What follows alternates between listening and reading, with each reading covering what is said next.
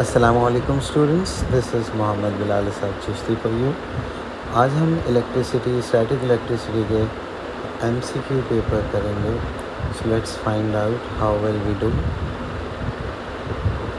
Question number 1 की तरफ अगर बढ़ें तो the question number 1 is saying that there is a ball which is covered with a metallic paint and when a positively charged rod is brought near, what will happen?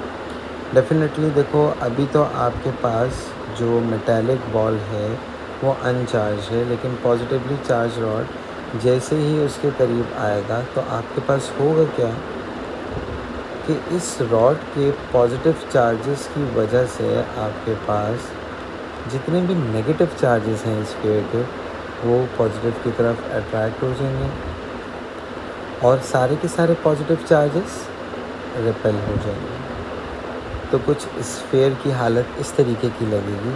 So therefore the answer would B D. अगला सवाल, अ polythene rod is रब with a cloth and the cloth become positively charged. आपको अब देखो statement को ज़रा गौर से देखना है कि what is the statement representing for you.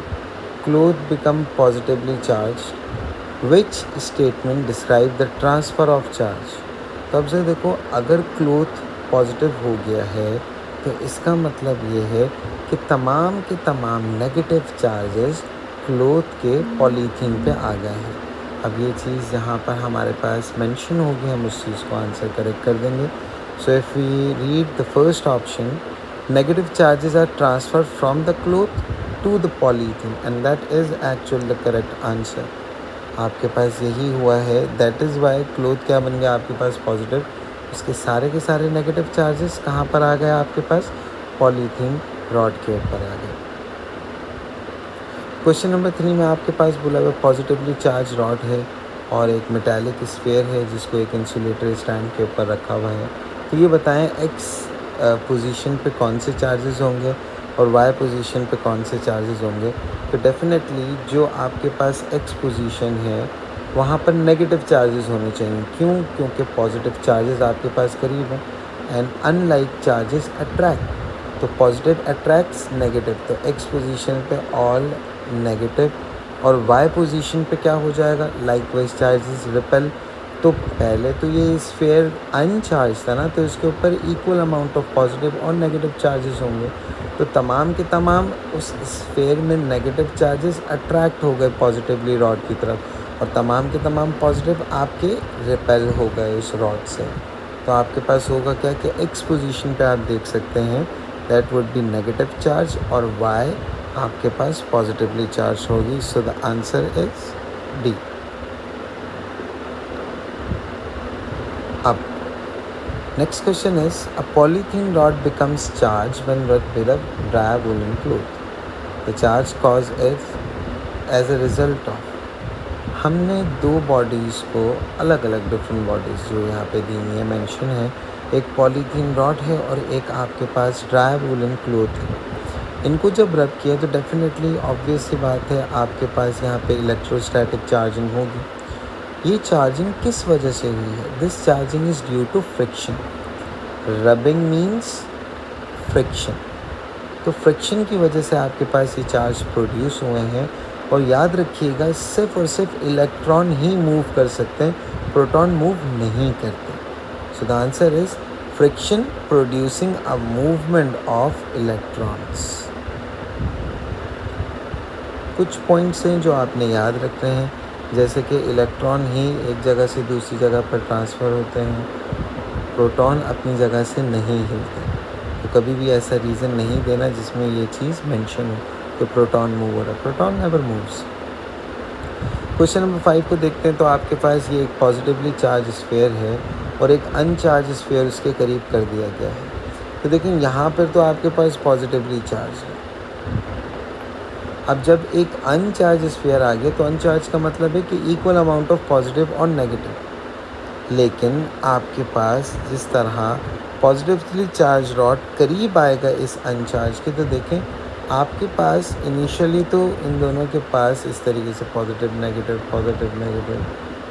अनचार्ज में इक्वल अमाउंट ऑफ पॉजिटिव और नेगेटिव चार्जेस होते हैं, that is why it is known as uncharge. जब ये दोनों स्फीयर्स एक दूसरे के करीब आएंगे तो होगा क्या कि पॉजिटिव चार्जेस इसके सारे यहाँ पर अलाइन हो जाएंगे। वजह क्योंकि अनचार्ज स्फीयर के सारे negative charges in positive charges से अट्रैक्ट हो जाएंगे। ये यहाँ पर ये पॉजिटिवली चार्ज स्फीयर अभी एक बिल्कुल पॉजिटिवली चार्ज रॉड जैसा काम कर रहा है, जैसे अभी हम लोग ऊपर पढ़ के भी आए यहाँ पर। तो यहाँ पर आपके पास क्या होगा, तमाम के तमाम पॉजिटिव अनचार्ज स्फीयर के तमाम नेगेटिव चार्जेस को अट्रैक्ट कर लेगा और पॉजिटिव चार्जेस को रिपेल कर देगा। तो अब डायग्राम और चार्ज की डिस्ट्रीब्यूशन आपको इस क्वेश्चन में बतानी थी, तो जो आपने बनाई है उससे तो ये आपके पास बी रिजेंबल करता है, सो that is the correct answer. The question number 6 wants to ask from you that which row is correctly named as conductor and insulator। तो फर्स्ट देखते हैं एल्युमिनियम एंड आयरन। एल्युमिनियम एक कंडक्टर है, iron भी एक conductor है। B देखते हैं कंडक्टर में आयरन और इंसुलेटर में rubber. Yes, this is the correct answer कि आपके पास आयरन एक कंडक्टर है और रबर एक इंसुलेटर है। बाकी गलत क्यों है ज़रा देख लेते हैं। सी इसलिए गलत है, plastic is not a conductor, और डी इसलिए है कि rubber is not a conductor. Question number 7।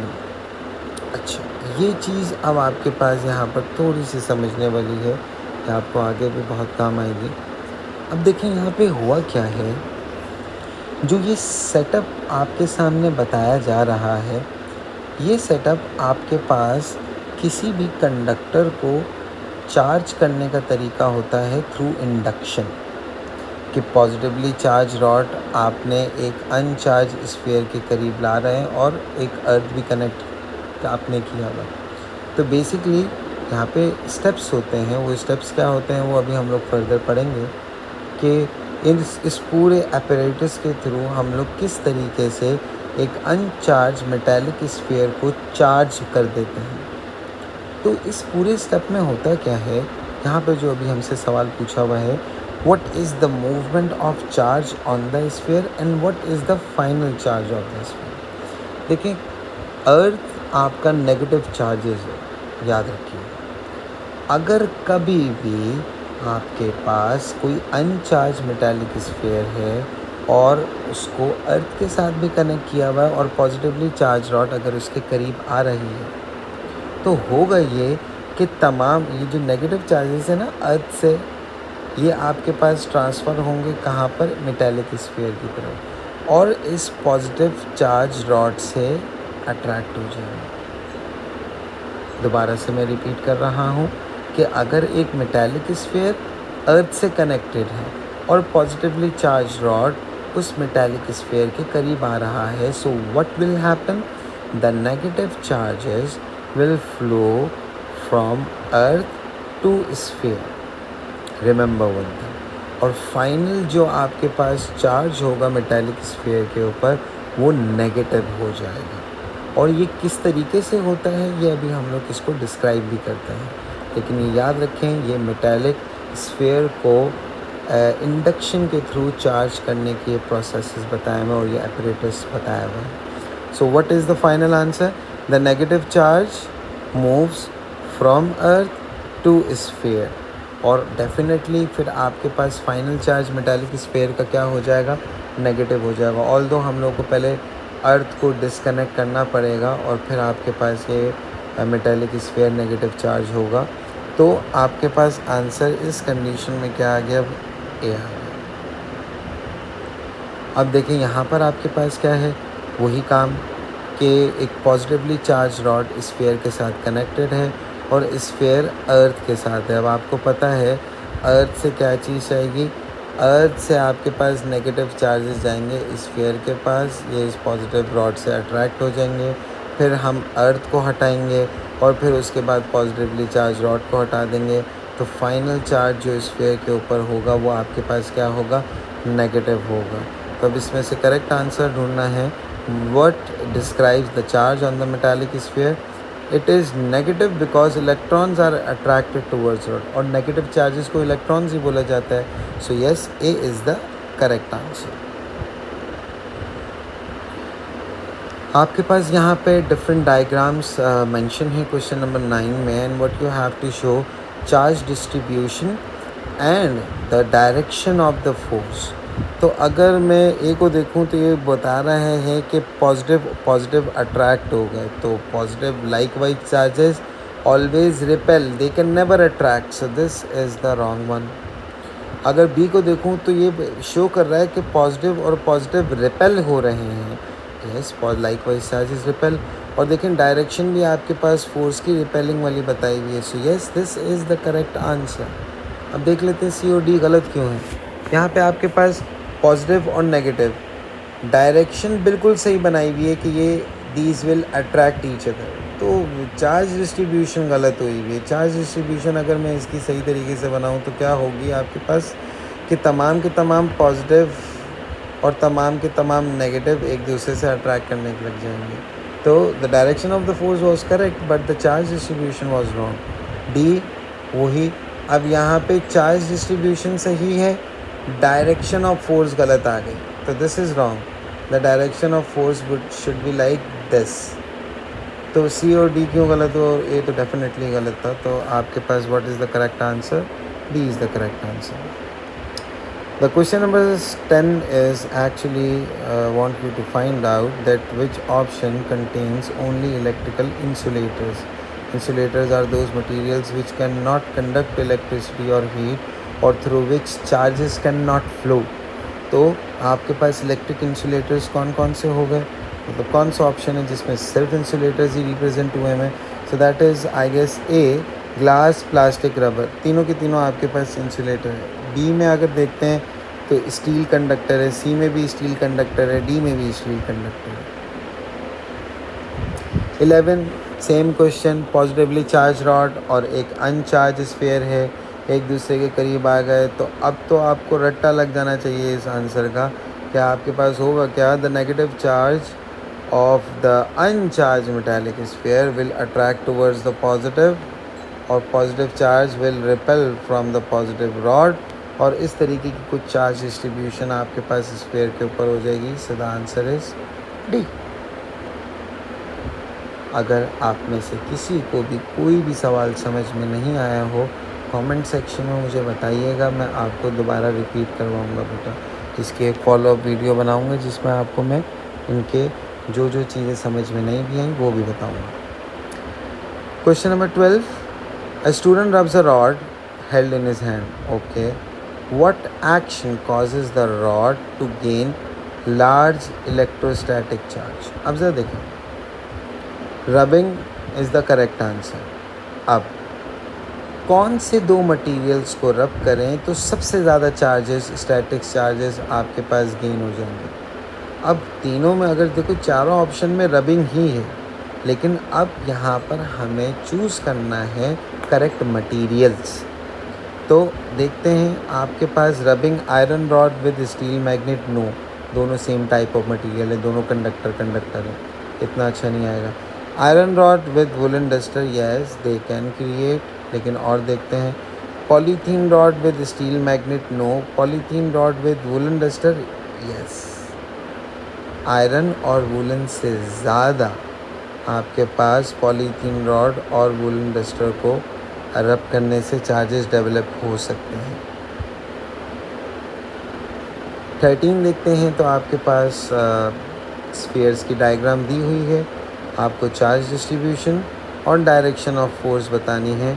तो हमें पता है दिस इज़ रॉन्ग, यहाँ पे चार्ज डिस्ट्रीब्यूशन सही है, फोर्स की डायरेक्शन गलत है। This is also wrong, charge distribution यहाँ पे गलत है, फोर्स की डायरेक्शन सही है। This is also wrong, charge distribution भी गलत है, फोर्स की डायरेक्शन भी गलत है। So definitely be would be right. और रीज़न भी है, देखें आपके पास पॉजिटिव और नेगेटिव चार्जेस अट्रैक्ट भी कर रहे हैं और फोर्स की डायरेक्शन भी आपको यही रिप्रेजेंट कर रही है। So B is the correct answer. Conductor और इंसुलेटर्स के बारे में आपको बताना है। So aluminium copper, no, copper is not an insulator. Aluminium glass, yes this is the correct answer. अब सी देखते हैं, plastic is not a conductor, D में भी plastic is not a conductor.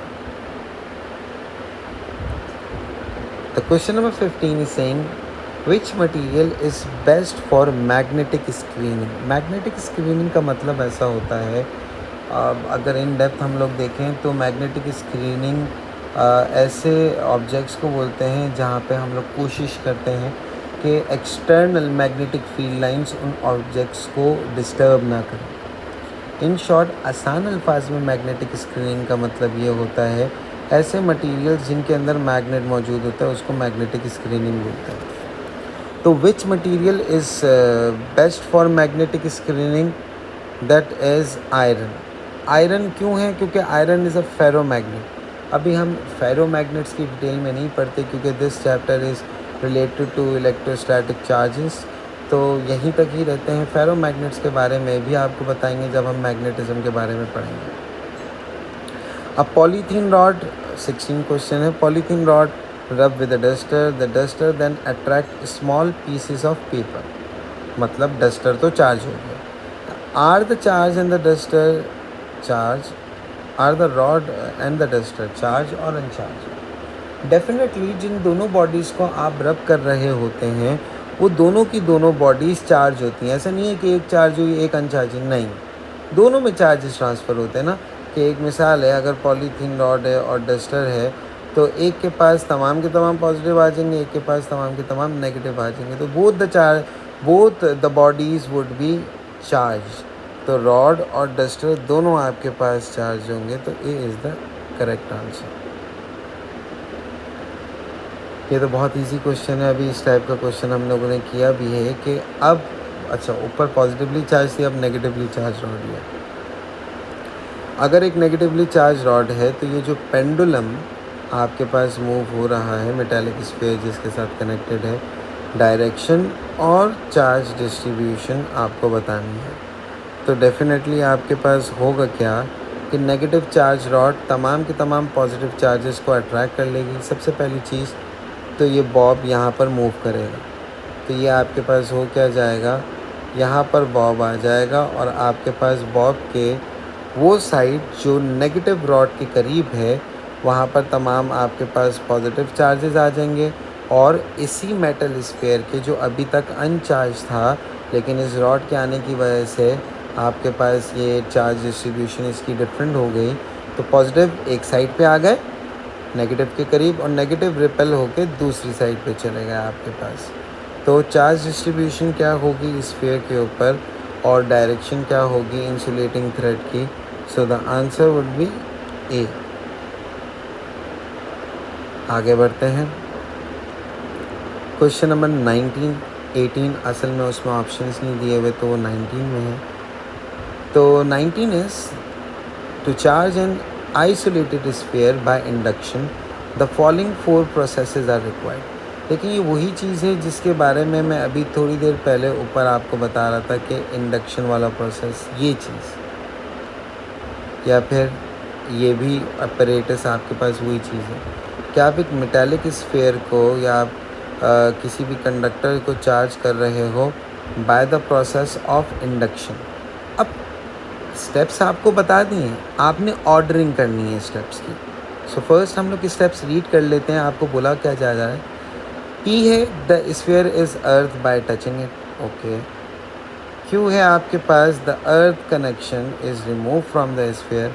R है a charge rod is brought close to the sphere और S है the charge rod is removed. तो आपके पास होगा ये सबसे पहला काम जो हमें करना पड़ेगा वो आपके पास होगा कि एक चार्ज रॉड आप स्फीयर के करीब लाएं। सबसे पहले ये स्फीयर है, so what is the first step कि एक चार्ज रॉड इसके करीब लाएं। अब कोई से भी चार्ज हो, फॉर एग्जांपल हम पॉजिटिव चार्जेस की बात कर रहे हैं ये, तो आपके पास ये आ गया, ठीक है। उसके बाद आपने क्या करना है, the sphere is earth by touching, ये हमने अर्थ कनेक्ट कर दिया भाई। तो अर्थ से आपके पास क्या होगा, negative charges will flow from earth to sphere. अब आपके पास नेगेटिव चार्जेस वो फ्लो करके क्या हो जाएंगे, पॉजिटिव रॉड से अट्रैक्ट हो जाएंगे। Third thing that you will do is the earth connection is remove. अब उसके बाद अर्थ कनेक्शन को हम लोग रिमूव कर देंगे, तो आपके पास कुछ इस तरीके से हो जाएगा। ये आ गया पॉजिटिव, जो अभी भी आपके एक मेटालिक स्फीयर के साथ अटैच्ड है। नेगेटिव चार्जेस आपने इसके बिल्कुल अट्रैक्ट हो रहे हैं, पॉजिटिव चार्जेस हो गए। And the final step will be the charge rod is remove. तो अब आपके पास एक मेटालिक स्फीयर आ गया जिस पे सिर्फ और सिर्फ नेगेटिवली चार्ज है। ये मेटालिक स्फीयर को हम लोगों ने नेगेटिवली चार्ज कर दिया। So what are the steps?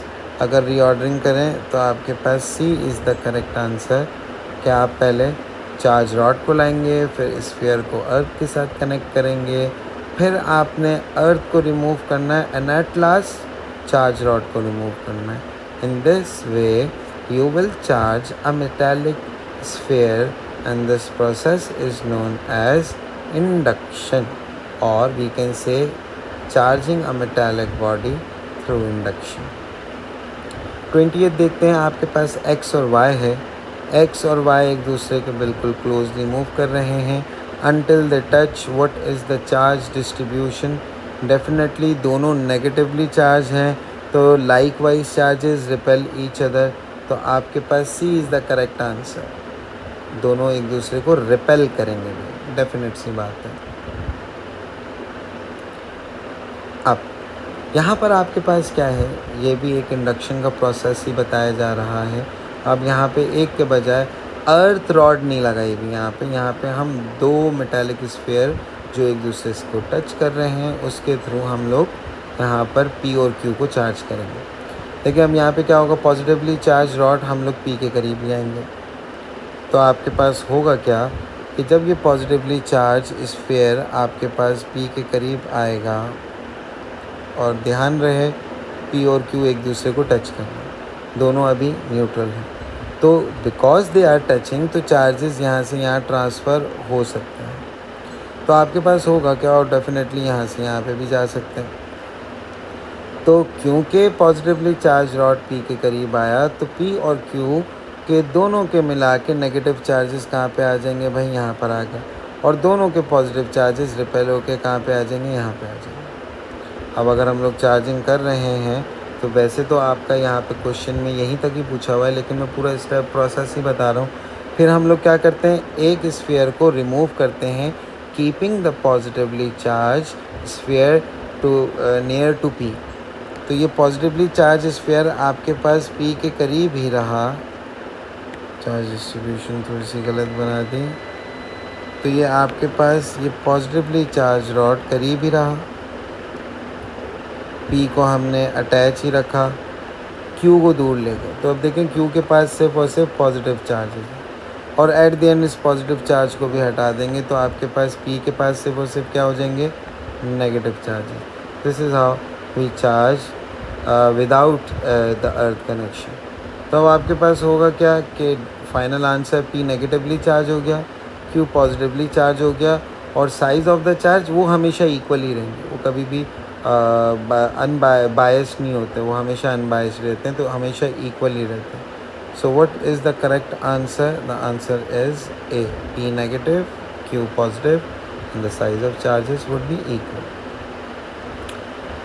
Same easy, X negatively charge, Y uncharged, X को वाई के करीब ला रहे हैं, तो वाई की चार्ज डिस्ट्रीब्यूशन हमें बतानी है कि आपके पास क्या होगा, और ये भी बताया हुआ है कि स्फीयर वाई को अर्थ भी किया हुआ है। So wow, this is earth as well. लेकिन इस सवाल में थोड़ा सा चेंज है। अच्छा, यहाँ पे अर्थ इसको ग्राउंड के साथ नहीं किया, हमने इसको अपनी फिंगर से टच करके भी अर्थ कर दिया, क्योंकि हम भी एक तरीके से अर्थ का कनेक्शन बना रहे होते हैं, because our foot is touching the ground. तो अब आपके पास होगा क्या कि y के ऊपर फाइनल चार्जेस क्या होंगे, ये हमें बताना है। तो देखें, सबसे पहली चीज़ नेगेटिव चार्जेस हैं, इससे पहले पॉजिटिवली चार्ज आ रहे थे, अब क्या आ गए नेगेटिव चार्जेस। तो होगा क्या, now this time because x is negatively charge, तो y के तमाम पॉजिटिव चार्जेस जो पहले गायब हो रहे थे अब वो इन नेगेटिव चार्जेस से अट्रैक्ट हो जाएंगे, और बजाय कि आपके पास नेगेटिव चार्जेस अर्थ से स्फीयर के ऊपर आएँ, अब नेगेटिव चार्जेस स्फीयर से अर्थ के अंदर चले आएंगे। क्यों? रिपेल हो रहा है ना। अब पहले हमेशा यहाँ पर क्या आता था, यहाँ पर हमेशा पॉजिटिवली आता था, तो नेगेटिव चार्जेस अर्थ से आपके पास अट्रैक्ट होकर इन पॉजिटिव के पास आते थे। इस दफ़ा सिनेरियो रिवर्स हो गया। तो ये पूछा हुआ नहीं है, पता होना चाहिए कि बेसिक थ्योरी इसके पीछे की क्या चल रही है। तो अब उसके बाद फिर डेफिनेटली हम लोग क्या करेंगे, हम इसके बाद अर्थ को रिमूव करेंगे और फिर नेगेटिव स्फीयर को रिमूव कर देंगे, तो वाई के ऊपर से वो जो पॉजिटिव चार्ज ही रह जाएगा। So Y is only positively charge and the charge distribution would be this. This is the final charge on the Y. 23. A negatively charged balloon is brought towards a wall. अब एक चीज़ आपके पास याद रहे, walls are always negative, ठीक है। तो अगर negatively charge negatively charge balloon अगर वॉल की तरफ आया, तो what will happen, the negative charge on the balloon will repel the negative charges of the wall. तो ये कहाँ लिखा हुआ है, ये ज़रा देखते हैं। Negative charges on the balloon attract, गलत। Likewise charges only repel. Negative charges on the balloon have no effect, no, wall भी चार्ज होती हैं।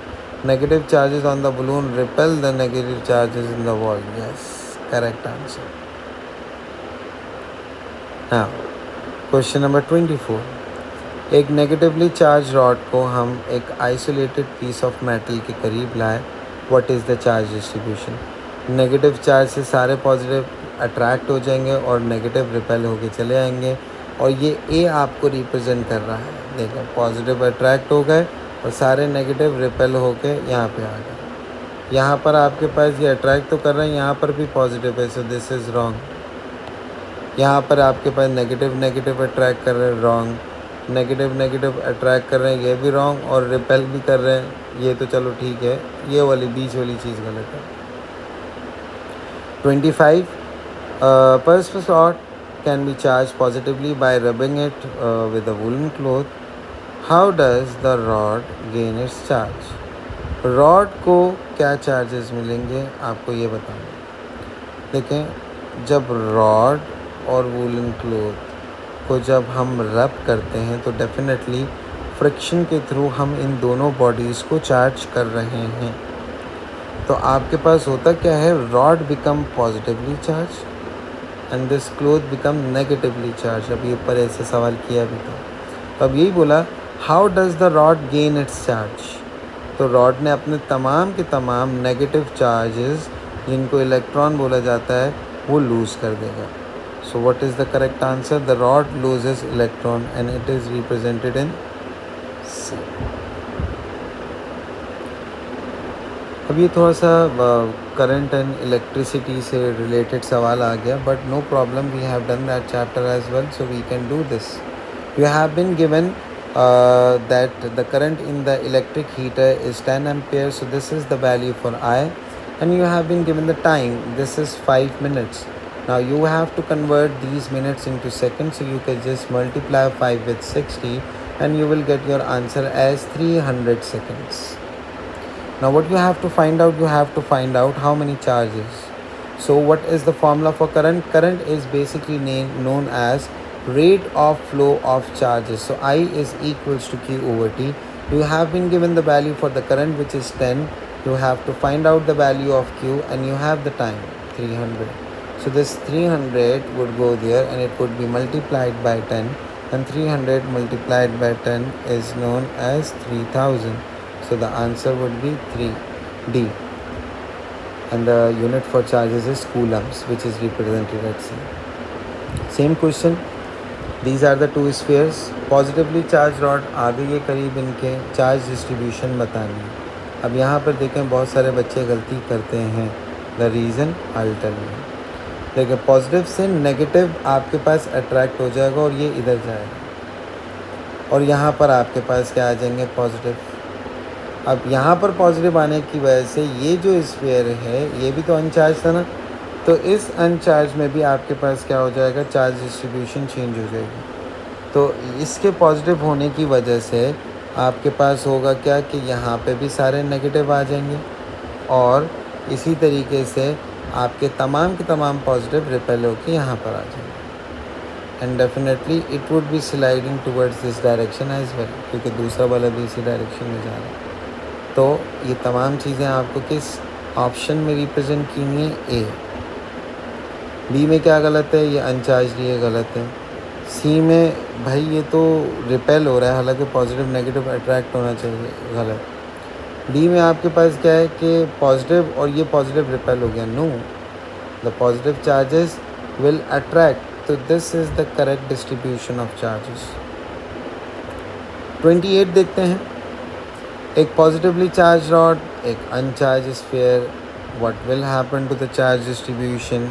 सेम, पॉजिटिव चार्जेस इस स्फीयर के सारे आपके यहाँ पर अलाइन हो जाएंगे, अनचार्ज में से नेगेटिव अट्रैक्ट करेंगे, पॉजिटिव रिपेल करेंगे। D is the correct answer.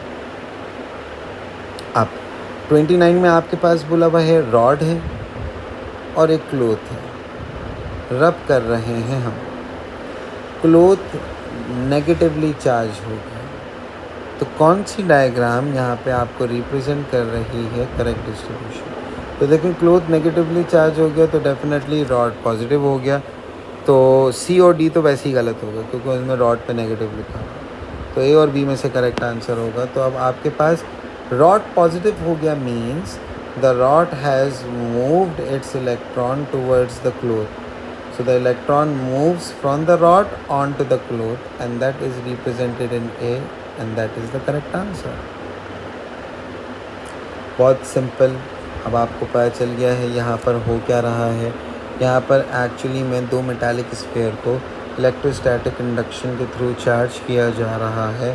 तो आपके पास होगा क्या, क्योंकि पॉजिटिव रॉड x के करीब है तो आपके पास x के तमाम चार्जेस आपके पास क्या हो जाएंगे, नेगेटिव, और y क्या हो जाएगा, पॉजिटिव, और चार्जेस की क्वांटिटी दोनों में सेम रहेगी।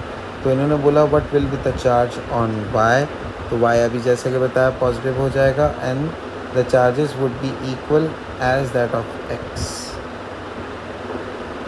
अब देखिए यहाँ पे आपके पास बताया हुआ है एक एसीटेट स्ट्रिप है और एक पॉलीथीन स्ट्रिप है, और एसीटेट और पॉलीथीन किस पॉजिटिव से चार्ज हुआ है एसीटेट, और पॉलीथीन नेगेटिव से चार्ज हुआ है। अब यहाँ पर आपके पास इस क्वेश्चन में बोला हुआ ये है कि there are two rods X and Y, when we actually brought rod X close to the acetate, it attracts. Now it is reminding me one point that opposite charges attract, which mean I can sense that rod X is negatively charged. ठीक है जी, ये तो बात समझ में आ गई। Rod Y does not repel either the acetate or the polythene, मतलब repel ही नहीं किया ना अट्रैक्ट भी नहीं किया। तो मतलब पहली बात इन्होंने अट्रैक्ट का तो बोला ही नहीं, उन्होंने भी ये बोल दिया रॉड बाय दोनों से रिपेल नहीं हुआ। चलो एक से तो होना चाहिए था ना, अगर चार्ज होता, एक से भी नहीं हुआ, मतलब ये चार्ज ही नहीं है, ये आपके पास अभी भी क्या होगा, अनचार्ज होगा। तो आपके पास what is the correct answer कि रॉड एक्स जो है वो आपके पास नेगेटिवली चार्ज हो गया और रॉड वाई अभी तक अनचार्ज है। So B is the correct answer for this MCQ. 4 processes to charge metallic sphere अभी ऊपर करके आ गए हैं, सेम टू सेम यही स्टेप्स थे, हमें दोबारा यही सवाल रिपीट करना है। तो सबसे पहले तो चार्ज रॉड को करीब लाएंगे, सो this is the first step. उसके बाद फिर हम स्फीयर को, दूसरा स्फीयर जो होता है आपके पास, उसको हम लोग अर्थ से कनेक्ट करेंगे, सो this is the second step. इसी तरीके से आपके पास फिर अर्थ को रिमूव करेंगे and finally the positive charge rod would be, और any charge rod would be remove.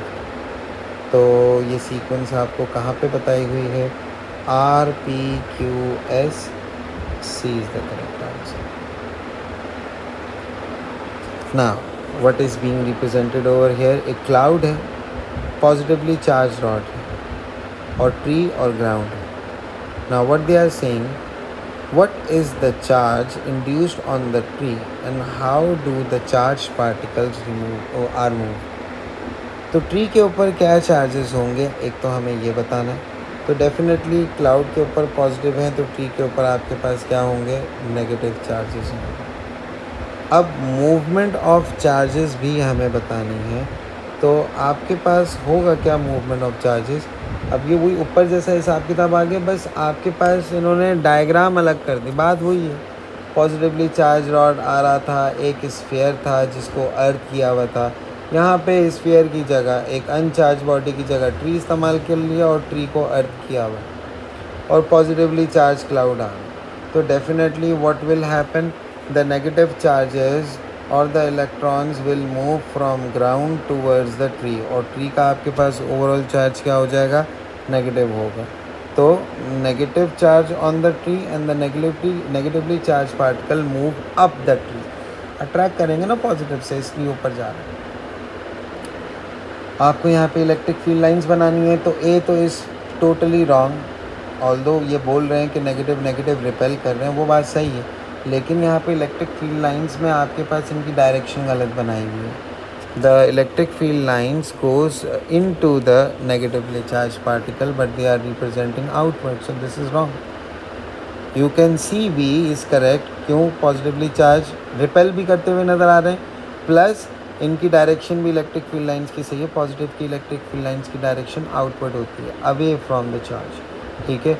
और अगर मैं इस रीजन में यहाँ पे पूछ लूँ यहाँ पर क्या आपके पास कोई इलेक्ट्रिक फील्ड है, तो आप बोलेंगे no sir there is no electric field. C तो टोटली गलत है, ये अट्रैक्ट बता रहा है, और नेगेटिव नेगेटिव अट्रैक्ट नहीं कर सकते, रिपेल करते हैं। D is totally wrong, positive positive attract नहीं कर सकते, रिपेल कर सकते हैं, so they are totally wrong, so B is the correct answer. The final question of this worksheet, positively charged rod एक insulating sphere के करीब लाए, what is the charge distribution? Positive charges will attract all the negative charges and all the positive charges would repel from the positive charges of the rod. अब इस respect से C is the correct charge distribution on the rod and the sphere. So I hope so आपको जितने भी MCQs इस पूरी worksheet में करवाए हैं ये आपको समझ में आए होंगे। And if you find any difficulty और any problem in these MCQs, या आपको किसी क्वेश्चन का आंसर समझ में नहीं आया, तो do mention it in the comment, I will इंशाल्लाह शेयर इट विद यू, और आपको दोबारा समझाऊंगा मैं इंशाल्लाह। Thank you so much, stay tuned to this channel and stay blessed. अल्लाह हाफिज़, meet you in the next recording.